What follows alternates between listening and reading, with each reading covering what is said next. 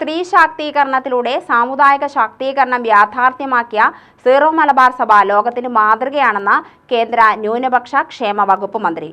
പാലക്കാട് രൂപത സുവർണ ജൂബിലി സമാപനത്തിൽ സംസാരിക്കുകയായിരുന്നു. സ്ത്രീ ശാക്തീകരണത്തിലൂടെ സാമുദായിക ശാക്തീകരണം യാഥാർത്ഥ്യമാക്കിയ സീറോ മലബാർ സഭ ലോകത്തിന് മാതൃകയാണെന്ന് കേന്ദ്ര ന്യൂനപക്ഷ ക്ഷേമ വകുപ്പ് മന്ത്രി ജോർജ് കുര്യൻ പറഞ്ഞു. പാലക്കാട് രൂപത സുവർണ ജൂബിലി സമാപന സംഗമവും മേജർ ആർച്ച് ബിഷപ്പിന് നൽകിയ സ്വീകരണ ചടങ്ങിലും പങ്കെടുത്ത് സംസാരിക്കുകയായിരുന്നു അദ്ദേഹം. അടിയുറച്ച വിശ്വാസിയാണ് താനെന്നും സഭയ്ക്കൊപ്പമാണെന്നും പാരിസ്ഥിതിക ലോല പ്രദേശ വിഷയങ്ങളിൽ ഉൾപ്പെടെ മാനുഷിക പക്ഷത്ത് നിൽക്കുന്ന സമീപനമാണ് കേന്ദ്ര സർക്കാരിനുള്ളതെന്നും അദ്ദേഹം പറഞ്ഞു. സീറോ മലബാർ സഭയുടെ ഏറ്റവും വലിയ സംഭാവന എന്ന് പറയുന്നത് സ്ത്രീ ശാക്തീകരണമാണ്.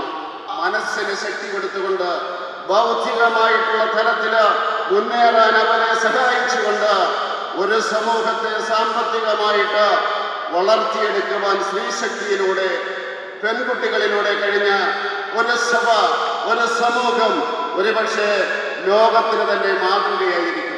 ഒരു നിയമത്തിന്റെയും പേരില് മനുഷ്യനൊരു കുഴപ്പവും ഉണ്ടാവില്ല.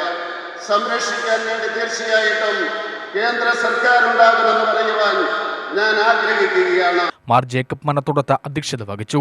മന്ത്രി K Krishnankutty, V K Sreekandan M P, നഗരസഭാ ചെയർപേഴ്സൺ പ്രമിള ശശിധരൻ, മാർ പീറ്റർ കൊച്ചുപുരയ്ക്കൽ തുടങ്ങി ബിഷപ്പുമാരും പങ്കെടുത്തു.